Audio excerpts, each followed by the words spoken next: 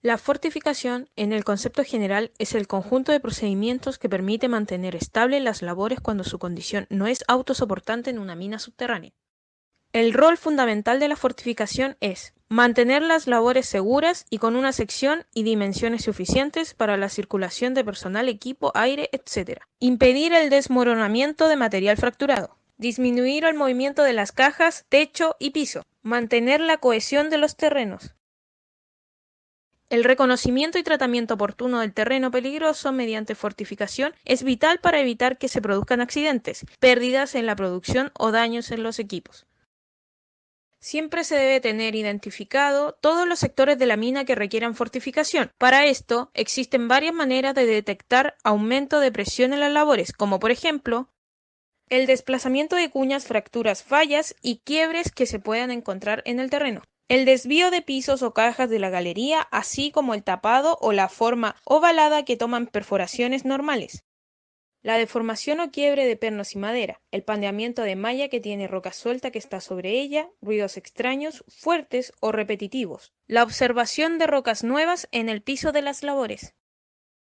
La fortificación debe diseñarse de manera racional y específica para cada caso en particular. En faenas mineras de corta vida, la fortificación, si es necesario, será tan sencilla como sea posible. No obstante, debe asegurar la estabilidad de la labor. En faenas de mayor duración, la tendencia es diseñar fortificaciones de carácter más permanente. Principios fundamentales para el sostenimiento. La estructura debe ser colocada lo más cerca posible al frente para permitir solo el mínimo reajuste del terreno de dicha colocación. Debe ser rígida para que el reajuste que se produzca después de la colocación sea reducido al mínimo. La estructura debe estar constituida por piezas de fácil construcción e instalación. Las partes de la estructura que han de recibir las presiones o choques más fuertes deben tener tales características y ubicaciones que trabajen con el menor efecto sobre la estructura principal misma. Deben interferir lo menos posible a la ventilación y no estar sujetas a riesgos de incendio. Su costo debe ser tan bajo como lo permita su buen rendimiento.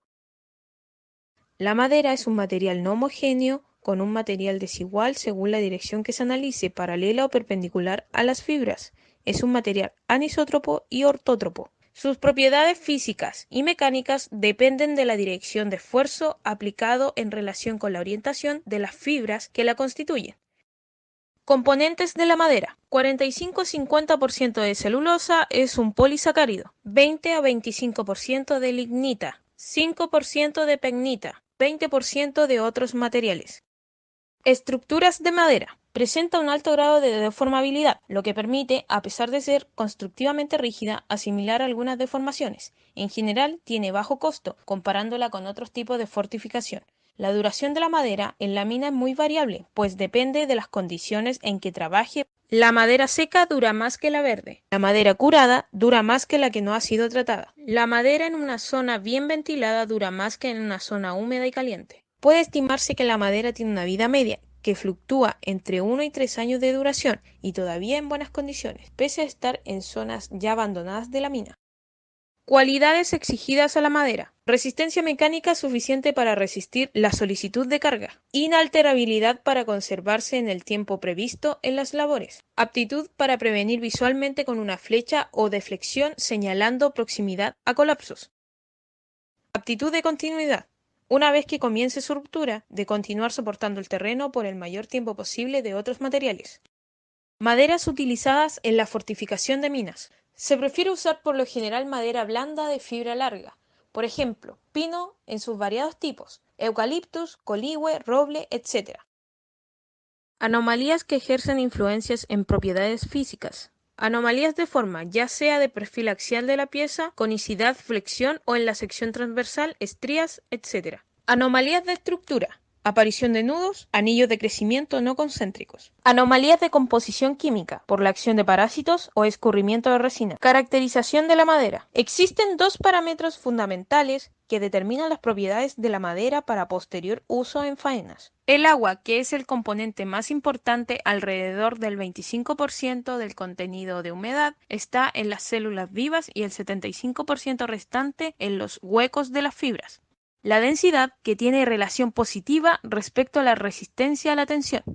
Alteración de madera en minas. Resulta conveniente señalar los agentes de alteración susceptibles de hacer perder en las maderas sus cualidades en las condiciones de utilización, los factores favorables, su desarrollo y los procesos de degradación que engendran cada uno de ellos. Los parásitos más frecuentes y peligrosos son los hongos, lo que genera la pudrición cúbica debido a la degradación de la celulosa. La pudrición fibrosa proviene de la degradación de la lignina. Medios de protección para la madera. En el caso de la madera, los procedimientos son eminentemente preventivos, cuyo tratamiento consiste en impregnarlas con sustancias químicas nocivas para hongos e insectos y destruir los gérmenes que quedan al contacto con el material. Las sustancias deben ser elegidas de modo que den un carácter permanente. La impregnación total representa lo ideal, usando fungicidas e insecticidas. Esto implica la adopción de procedimientos industriales que aseguren una penetración profunda, que será función de la estructura misma de la madera. Parámetros exigibles para una adecuada impregnación. Penetración profunda en el sistema celular constitutivo de la madera. Durabilidad. No altere negativamente las propiedades mecánicas de la madera. Eficaz en el combate de agentes degradantes. Producto estable impidiendo un desbalado que pueda facilitar un drenaje de sustancias agresivas al medio, ni producir olores. No debe aumentar la inflamabilidad de la madera, ni genera vapores inflamables. No debe presentar peligro de toxicidad para el personal en trabajo.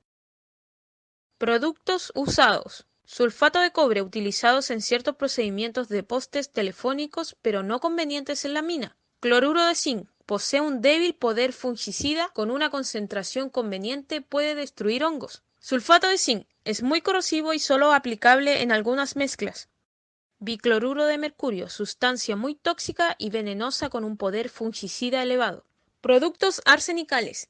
Tienen las desventajas del gas emitido en presencia del calor, caso de incendio. Puede combinarse con otras sales con patrones fungicidas. Los fluoruros de buena penetración fungicida debe ser, no obstante, fijado por reacción química y usado en combinación con otras sales complejas. Los fluosilicatos que utilizan ciertas fórmulas y son antisépticos moderados presentan el inconveniente de una acción corrosiva elevada. Derivados de minerales de boro presentan poder fungicida aceptable e insecticida lento, pero eficaz, no demasiado tóxicos ni favorecen la combustión. Ventajas y desventajas en el uso de la madera en minería. Ventajas. Es liviana, se corta, transporta, maneja y coloca fácilmente en el lugar de uso permanente. Se corta a lo largo de su estructura fibrosa precisa, dando señales visibles y audibles de su estabilidad. Las piezas recuperadas pueden usarse para nuevas aplicaciones específicas, cuñas, rellenos, etc. Bajo costo en comparación a otros tipos de fortificación. Alto grado de deformabilidad, permitiendo asimilar algunas deformaciones. Desventajas. La resistencia mecánica depende de la estructura fibrosa y defectos naturales inherentes. La resistencia está muy condicionada a la humedad que posea. Es fácilmente degradable por organismos parasitarios como hongos o insectos. Es combustible. La automatización y estandarización de las labores de fortificación, el cuidado en el manejo de los recursos forestales y finalmente su precio harán disminuir su uso.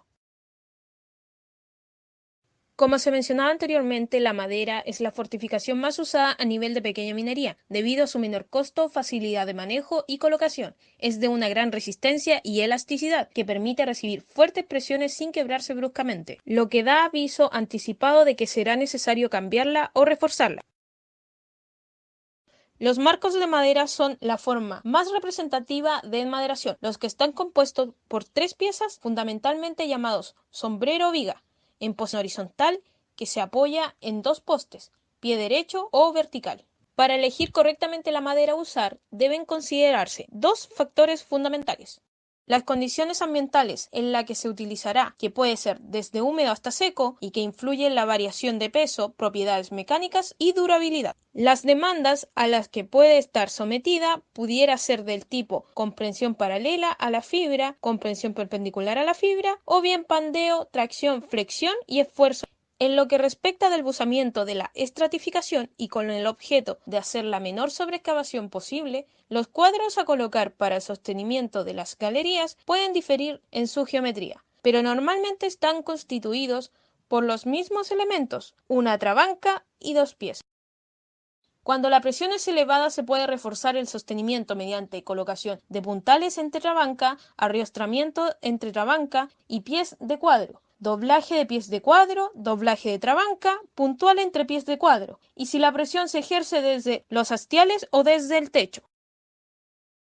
El sostenimiento con madera fue el símbolo del minado subterráneo hasta antes que se hayan desarrollado las nuevas tecnologías del sostenimiento. En la actualidad, la madera se utiliza por su adaptabilidad a todo tipo de terreno, por su versatilidad para soportar todo tipo de esfuerzo y por sus características de deformabilidad. Condiciones de aplicación. Cuando el mineral y la roca de caja son poco firmes y es necesario la fortificación sistemática del espacio abierto por la explotación. Yacimientos metálicos muy valiosos en los que tiene mayor importancia una explotación sin pérdida que los costos de obtención. En cuerpos mineralizados de alta ley en donde las pérdidas por dilución de los métodos de socavación sean inaceptables. En yacimientos con una potencia mínima de 3 a 3.5 metros. Ventajas del método. Gran recuperación en las pérdidas, generalmente de 3 a 5%. La dilución del mineral es también pequeña. Puede separarse durante la explotación distintas clases de mineral. La ganga puede dejarse en las explotaciones como relleno o sostenimiento. Desde las zonas de explotaciones puede trazarse con facilidad galerías de explotación y efectuar sondeo. Condiciones de ventilación favorables. Seguridad relativamente elevada debido a que las explotaciones se enmaderan inmediatamente. Desventajas del método.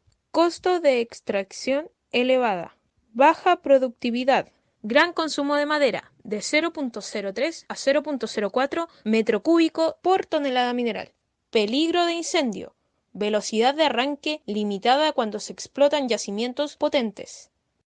Elementos principales de un cuadro. Los sombreros son los elementos primordiales que soportan la mayor presión lateral. Se colocan formando ángulo recto. Normalmente está sujeta a esfuerzo de compresión paralelo a las fibras por recibir la presión de las cajas o paredes laterales de una veta o estructura.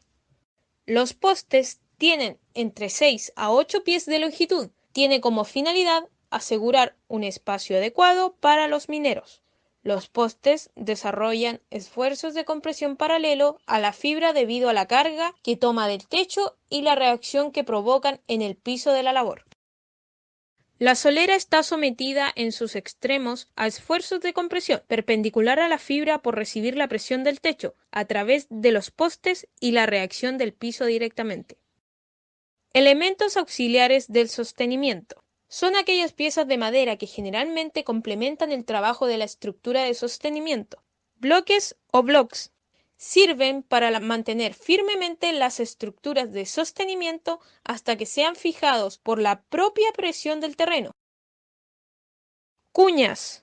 Sirve para mantener en su lugar los elementos de sostenimiento límite del ángulo entre 15 a 20 grados. Las cuñas deben ser suficientemente largas y anchas para poder repartir las presiones que reciben. Emparrillados. Utilizado cuando el techo de una labor horizontal se ha elevado en demasía. Longarina. Utilizado cuando se va a comunicar una chimenea o tajeo a un nivel superior y se coloca debajo de la solera. Tipos de unión entre los elementos de un cuadro de madera.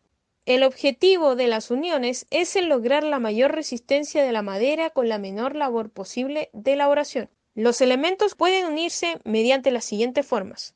Unión en boca de lobo. Unión en talla simple. Unión en talla doble. Unión resistente a los esfuerzos verticales, pero de mal accionar frente a los esfuerzos laterales, por lo que solamente debe utilizarse cuando las solicitaciones esperadas sean del primer tipo. Unión en talla simple.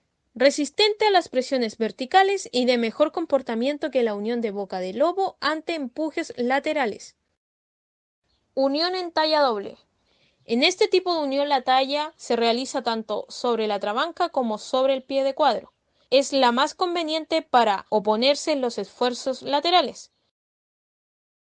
Luego tenemos los tipos de estructuras de madera para el sostenimiento. En primer lugar, los puntales. Los puntales o postes, al ser utilizados en las labores mineras, pueden ser ya sea redondos o cuadrados. Los puntales redondos son aquellos leños naturales cortados y utilizados en su forma natural. Se prefiere los puntales cuadrados cuando el tamaño del tronco permite aserrarlo para así obtener diferentes puntales. Es el tipo más común de sostenimiento, donde un simple poste de madera es fijado verticalmente en una abertura para sostener el techo o perpendicularmente al buzamiento de una veta para sostener la caja techo o ambas, la caja techo y la caja piso, previniendo así la falla de la roca y el cierre de la excavación. Para el sostenimiento de las falsas cajas en vetas angostas, los puntales son valiosos elementos. Los puntales son miembros compresivos con rango de resistencia de 7 a 10 megapascales, construidos de madera redonda de 5 pulgadas a 10 pulgadas de diámetro y longitudes que no deben superar los 3.5 metros, para evitar su pandeo y pérdida de resistencia. La sección circular de un puntal ofrece una mayor capacidad portante que las secciones cuadradas. El espaciamiento de los puntales dependerá de las características de la roca y del tamaño del puntal. Luego tenemos los paquetes de madera o wood packs. Cuando los puntales de madera no son suficientes para soportar el techo de una excavación, una alternativa de soporte es el uso de paquetes de madera. Este tipo de soporte es particularmente eficiente cuando se desarrollan fallas extensivas sobre el techo del tajeo, donde un gran peso muerto de la roca necesita ser soportado. Su uso está asociado al método de minado por corte y relleno descendiente y también al método de cámaras y pilares, puesto que estos pueden ayudar a complementar el sostenimiento con pilares naturales e incluso permitir la recuperación parcial de los pilares de mineral. Existen varias configuraciones de paquetes de madera. Lo importante de todas ellas es que tengan la mayor cantidad de área sólida efectiva resultante del proceso de acomodamiento de la madera, puesto que a mayor área efectiva, mayor será la capacidad potente del paquete. Luego tenemos los cuadros. Estos son utilizados para sostener labores horizontales e inclinadas en condiciones de roca fracturada e intensamente fracturada y o débil, de calidad mala a muy mala y en condiciones de altos esfuerzos. Existen diferentes tipos de cuadro según su funcionalidad. Primero, los cuadros rectos, usados cuando la mayor presión procede del techo. Están compuestos por 3 piezas, un sombrero y 2 postes, asegurados con bloques y cuñas, en donde los postes forman un ángulo de 90 grados con el sombrero. En ciertos casos, los postes van sobre una solera. Estos cuadros están unidos por los tirantes, los cuales determinan el espaciamiento de los mismos, que varía de 2 a 6 pies según la calidad del terreno.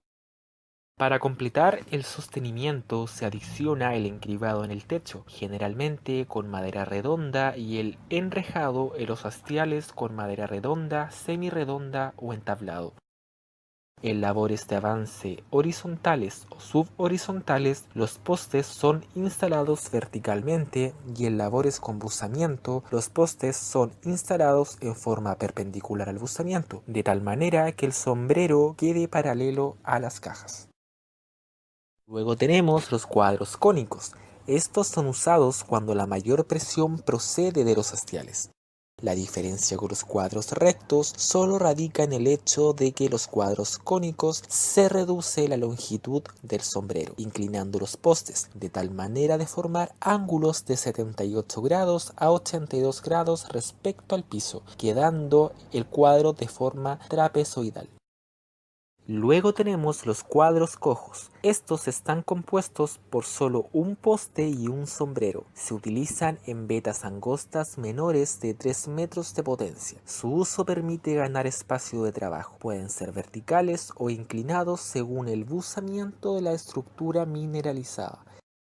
El procedimiento para armar cuadros es, primero, marcar el centro de la labor, identificando los puntos de dirección y colocar los cordeles suspendidos, orientar los puntos al tope de la labor y marcar el centro de la labor. Luego viene marcar los puntos de gradiente, colocando los cordeles en los puntos de gradiente y orientar hacia el tope de la labor. Luego viene picar las patillas. De acuerdo a la ubicación de los elementos y del comportamiento del terreno, picar las patillas con las dimensiones necesarias. Luego viene colocar el cuadro, cortar todos los elementos de acuerdo a las distancias obtenidas en el picado de las patillas. Luego viene la nivelación del cuadro. Colocados los postes y el sombrero, colocar los cordeles en los extremos del sombrero. A la altura del punto de gradiente, mediar las distancias del poste al cordel. Y finalmente, bloqueado y enrejado. Nivelados los elementos, bloquear en primer lugar el sombrero, las cajas y luego colocar los tirantes. Primero se debe encribar el techo y enrejar los hastiales. El control del sostenimiento con madera. Para presentar un correcto funcionamiento de la interacción terreno-sostenimiento implica tanto que sus elementos constituyentes estén solidarizados y en buenas condiciones, como que exista contacto entre el sostenimiento colocado y el terreno. En función de lo anterior, cuando se quiere inspeccionar el sostenimiento de una galería realizado con cuadros de madera, deberá comprobarse al menos que existe interacción terreno-sostenimiento directamente o mediante cuñas y guamecido. No existen roturas ni en la trabanca ni en los pies. El guamecido no está roto. Los cuadros están perfectamente aplomados. Esto quiere decir que no están desplazados hacia adelante o hacia atrás, ni la trabanca ni los pies. Las piezas que componen el cuadro, trabanca y pies, no están desplazadas o fuera de los encajes que forman la unión. Los cuadros están unidos mediante tresillones para que el sostenimiento trabaje solidariamente. Los tresillones es la unión entre cuadros necesarios para la estabilidad axial de la intibación y aumentar la resistencia de la deformación por pandeo del cuadro. Los pies del cuadro no están descalzados. Sostenimiento realizado con madera. Cuando las presiones del terreno sobre el sostenimiento son muy elevadas, es conveniente proceder al refuerzo del sostenimiento, lo que puede lograrse de las siguientes formas. Intermediando, si hay espacios, cuadros completos entre los ya colocados, doblando las trabancas, doblando los pies de cuadro, solidarizando varios cuadros mediante una o más longarinas. Mancornas de madera. Se define como mancorna el conjunto de una viga y dos postes debidamente ensamblados. Para la instalación de mancornas deben considerarse las siguientes reglas. Número 1. Desquinchar, acuñar y limpiar la labor. Número 2. Acondicionar la base para apoyar los postes, haciendo un herido de 10 centímetros como mínimo para afianzarlos al piso. Número 3. Ubicar la solera, si se requiere, sin descuidar la línea de gradiente. Número 4. Ajustar o ensamblar entre sombrero y poste. El apriete del poste al sombrero o viga debe ser asegurado mediante la aplicación de un taco en forma de cuña u otro medio igualmente eficaz. Número 4. En las labores de convergencia pronunciada o levantes de techo, la fortificación debe completarse colocando tendidos de madera entre el techo y el sombrero viga, los cuales se afianzarán a presión. Número 5. El ensamble del poste a la viga debe ser practicado consiguiendo el mejor contacto directo entre las piezas ensambladas, sin intercalar en lo posible cuñas entre las superficies de contacto. Número 6. En las labores inclinadas, como chiflones, rampas u otras similares, la instalación de los postes debe hacerse de modo tal que su base quede instalada en la bisectriz del ángulo que forma la normal al piso de la galería y la vertical al mismo punto. La viga es una pieza rolliza, previamente preparada y colocada en forma horizontal apegada al techo. Los postes son dos piezas rollizas que sostienen firmemente las vigas por sus extremos, afirmados al piso o sobre sedentes y separados convenientemente hacia el exterior de la galería. El sistema consiste en colocar en espacios previamente preparados mancornas de madera a distancias regulares. En la viga, los cortes para el ensamble no deben quedar en las grietas en la misma línea de asentamiento del poste, ya que con las primeras presiones el poste las rasga con facilidad. Las vigas preparadas con las grietas muy abiertas en el sentido indicado se recomienda no usarlas. La posición de la viga debe colocarse en forma horizontal, aunque para ello sea necesario romper el techo de la labor aprobada y colocada a la altura pedida respecto a la rasante. No deben quedar presionadas en sus extremos, se quiebran fácilmente sin carga o con mayor razón por las presiones laterales. Las paredes de las galerías deben permitir la suficiente holgura para que las puntas queden libres. No deben quedar apoyadas en terminales. La roca al agrietarse puede provocar su caída. Las paredes de las galerías deben permitir la suficiente holgura para que las puntas queden libres. No deben quedar apoyadas en terminales. La roca al agrietarse puede provocar su caída. No deben usarse para su sostenimiento pedazo de poste apoyado en salientes de la roca, por lo mismo que lo anterior. No deben ir en contacto directo con el techo. Su destrucción es muy rápida por falta de cadencia. Para ello se utiliza el tapado o tendido al techo. Luego tenemos la posición de los postes. Acá el asentamiento con la viga, ensamble, debe ser correcto. La abertura de pata debe ser la indicada. El ángulo de inclinación o de cierre debe ser de 12 grados hacia la tosca. Esta abertura de patas permite lograr un apriete de los postes al actuar los empujes laterales del terreno. En los bordes a nivel o maestras, los postes se colocan verticales o normales a la rasante. En labores inclinadas debe tener una inclinación media con relación a la pendiente de la galería y las presiones normales y verticales al peso o techo de la labor. Elementos auxiliares de fortificación con mancornas de madera. Acá tenemos, número 1, tendidos o tapados. Número 2, tabiques. Número 3, sedentes. Número 4, trabas. Número 1, tendidos o tapados, es la madera que se coloca entre la viga y el techo en dirección de la galería, apoyadas en un cheminal o viga atrás y tentenada adelante sobre la viga y a una distancia máxima de 40 centímetros con el objeto de evitar caída de tosca y servir de cedencia a la mancorna. Se deben instalar para evitar que se quiebren las vigas por contacto directo con el cerro. La distribución del tapado debe ser pareja, con varios puntos de apoyo, que van de 4 a 6. Los castillos que puedan hacerse en picaduras del techo o sobre las vigas deben tejerse con los puntos de apoyo para que tengan una resistencia uniforme. Número 2. Tabiques. Es el revestimiento de los costados de la galería con madera entrelazada y relleno con tosca, hasta una altura de 2/3 la longitud del poste y en terrenos malos hasta 3/4. Una mayor altura cargaría demasiado al poste, rasgaría la pestaña del corte de la viga. La separación entre las piezas de madera debe ser como máximo 30 centímetros y en lo posible tomar 3 postes para evitar el desprendimiento de toscas. Deben hacerse con toscas granada y en su parte de mayor longitud irá en dirección hacia la caja de la galería para obtener una mayor trabazón de la pirca. Con la tosca molida se rellenan los huecos interiores dando al conjunto una mayor resistencia.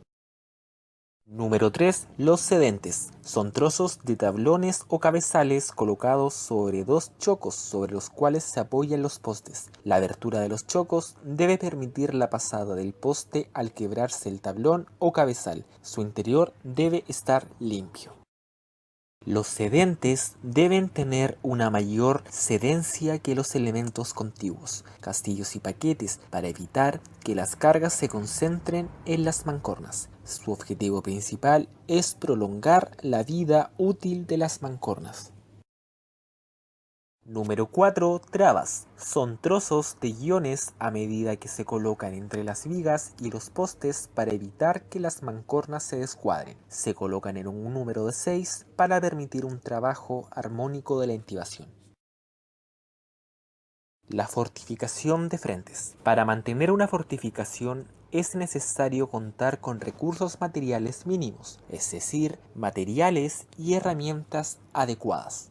Materiales: tablillas o medias cañas de eucaliptus de 15 centímetros de diámetro por 2,5 metros de largo. Parillones de eucaliptus de 10 a 15 centímetros de diámetro por 2,5 metros de largo. Rollizo de pino de 15 a 20 centímetros de diámetro por 2,5 metros de largo. Herramientas: serrucho, hacha martillo, picota, chuzo y combo de 6 libras. La enmaderación de frentes. Se utilizan solamente tablillas y los postes de eucalipto por su gran cedencia para fortificar las calles arrancadas de carbón y subtechos de galería. La distancia entre marcos en los frentes no debe exceder de los 60 centímetros. Una mayor distancia es peligrosa, ya que se puede deteriorar el techo y colapsar mediante caída de tosca. Al ubicar la tablilla, en caso que el techo no sea parejo, es conveniente colocar cuñas entre tablilla y techo. Al empostar la tablilla, se debe cuidar que la inclinación del poste con relación a la inclinación del manto debe ser la intermedia entre la línea vertical y la que forma un ángulo recto con el techo a piso. Es importante que la fortificación quede bien alineada para permitir un buen control del techo y o descenso del cerro. Debe quedar paralela al eje de la labor y se colocan en la medida que se arranque el carbón. Para una colocación de un marco en el frente se debe proceder de la siguiente forma: 1. Reunir material. 2. Realizar cheminal. 3. Tomar medida. 4. Cortar el poste. 5. Levantar tablillas y atentar. 6. Fijar poste y apretar. Luego se repite la operación. Para una colocación de un marco en subtechos se debe proceder de la siguiente forma: 1. Reunir material. 2. Realizar cheminal. 3. Tomar medida. 4. Cortar el poste. 5. Levantar tablillas y atentenar. 6. Fijar poste y apretar. Luego se repite la operación. Cuando el cerro es competente, las tablillas del frente se empostan solo en los extremos. De lo contrario, se coloca un tercer poste al centro de ellas, además de confeccionar un castillo del frente con madera de pino de 20 centímetros de diámetro por 1,2 metros de largo. Reforzamiento de fortificación de frentes. Número 1. Paquetes. Sus principales objetivos corresponden a los siguientes. Número 1. Bajar lenta y simétricamente el macizo rocoso que circunda las galerías sin deformarlo. Número 2. Soporta más del 80% del peso del macizo que converge y lo transmite al piso debido a las amplias superficies de apoyo. Número 3. Alejar cortaduras marginales de las maestras. Número 4. Limitar cortaduras paralelas al frente. Las condiciones de los paquetes deben ser homogéneos. Significa que no tengan espacios o huecos y deben presentar una estructura uniforme. Las toscas deben ir colocadas unas sobre otras como pica y los huecos existentes rellenados con tosca molida. Número 2. Deben comprimirse. Para que los paquetes se compriman uniformemente deben cumplir el requisito anterior. Se puede comparar el paquete con un resorte gigantesco que baja poco a poco por el peso de las estratas del techo. Número 3. Deben expandirse libremente. Este factor es muy importante y necesario en fortificación de galerías. Confección de los paquetes. El paquete debe ser hecho con bastante precaución y debe ser acuñado contra el techo. No deben quedar huecos, ya que anulan el objetivo de este elemento de reforzamiento del techo. La carga que debe soportar el paquete depende principalmente de la potencia de la veta. El largo debe ser igualmente suficiente para permitir un descenso regular del techo a ambos lados de la galería. Los castillos empaquetados. Su finalidad es disminuir las presiones a los costados de las galerías y con ello evitar la hinchazón del piso. Deben ser colocados simétricamente por el eje de las galerías. Construcción de los castillos. Hacer los castillos lo más rápidamente posible una vez efectuado el arranque de carbón y su fortificación de tablillas con postes. Se deben sacar los postes de entre los castillos o en sus alrededores, ya que pueden suceder. El poste se puede romper, en caso de no romperse, es una aguja que perfora el techo. Los castillos deberían tener la base cuadrada, pero los frentes con pendientes se debe construir en forma rectangular y la parte más larga con la punta hacia la maestra. El largo de los rollizos debe ser de 1.2 metros y de preferencia 1.5 metros en yetas superiores a 1 metro. Colocación de la madera de los castillos. La primera cama de madera estará hecha con rollizos de tope colocados perpendicularmente al eje de la galería a fin de dar una buena base al castillo y repartir bien las cargas al piso. Se ponen perpendicularmente al eje de la galería para conservar una buena estabilidad. Lo mismo debe hacerse con la cama de remate del castillo el techo. Los rollizos intermedios van paralelos y perpendiculares, cruzándose. Los rollizos perpendiculares al eje de la galería pueden ser 2 o 3.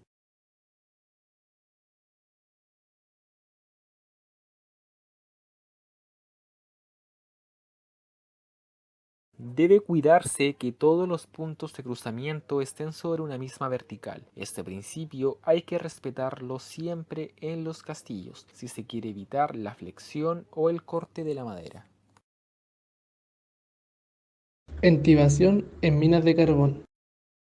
El tipo de entibación apropiado se elige en función de el empuje y calidad de los hastiales, la potencia y pendiente de la capa, la consistencia o derramabilidad del carbón, la regularidad de la capa. La entibación normal está configurada por la unidad elemental denominada jugada, formada por los bastidores y las mampostas, cuya función es el sostenimiento de los hastiales. Entibación insuficiente o mal colocada. No soporta el aumento de la presión de los hastiales al cabo de poco tiempo y pierde su capacidad de sostenimiento. Esta pérdida de capacidad para impedir deterioros locales de los hastiales resulta muy peligrosa al tener lugar en zonas alejadas de frente y menos vigiladas. En rigor, cualquier defecto de la entibación que pueda provocar una inestabilidad incluso local determina una situación de riesgo. Para evitar estas situaciones es preciso ejecutar los trabajos previendo los deterioros de los hastiales y del carbón, a que deberá hacer frente a la entibación antes de ser cubierta por el relleno. Si la entibación está mal colocada, se deteriora progresivamente. El deterioro, aún en las zonas alejadas del frente, puede provocar rupturas locales de los hastiales, provocando finalmente hundimientos masivos.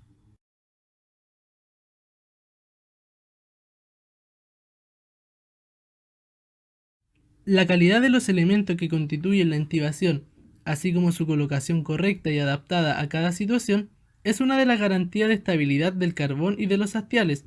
El sostenimiento general se hace generalmente con mampostas de pinos o eucalipto, apoyadas sobre bastidores de eucaliptos. Las mampostas se labran en sus extremos de forma que ajustan en los bastidores, o en un bastidor por un extremo y en una balsa, realizada por el hastial. En los bastidores se labran los encajes necesarios para el ajuste de las mampostas.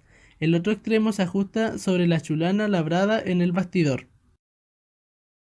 Otros elementos auxiliares contemplan la entibación normal. Los piques, rayas y tablas se utilizan para la protección de los vanos de hastial entre jugadas consecutivas. Se utiliza para proteger las niveladuras entre frenos. Se sitúa por detrás de los bastidores o sobre los frenos, en contacto con los hastiales o el carbón. Ejecución de la entibación. En las capas anchas y derrabes, el sostenimiento de las niveladuras se refuerzan con estructuras complejas, como los puntales, tijeras y longarinas. Todos estos elementos se realizan con piezas de madera labradas de forma particular para cada tipo de estructura. En el posteo de chulana, las mortajas y las chulanas labradas en el bastidor no deben ser muy profundas y deben ajustar perfectamente con el bisel y cabezado con la mamposta para evitar que el bastidor se corte con facilidad.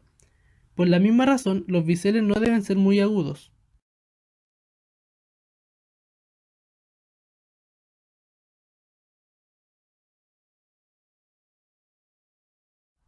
Si el muro es consistente, no es necesario utilizar bastidor en el hastial.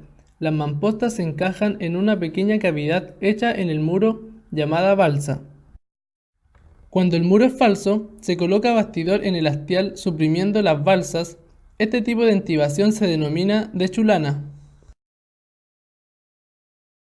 El sostenimiento de las niveladuras varía igualmente en función de las características del terreno. En capas no derrabables y con pendiente inferior a 40 grados, la protección se reduce a que la mamposta superior de la jugada haga de freno. Se denomina freno normal.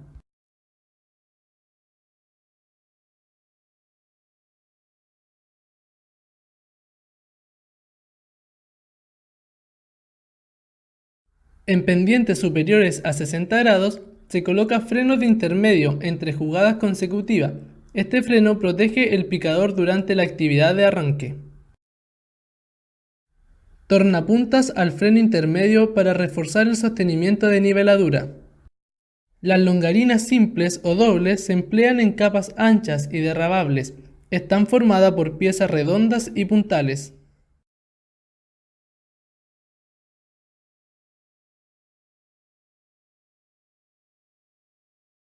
La fortificación de madera se usa mucho en secciones rectangulares y trapezoidales, aunque puede usarse también en secciones de forma poligonal y de formas irregulares.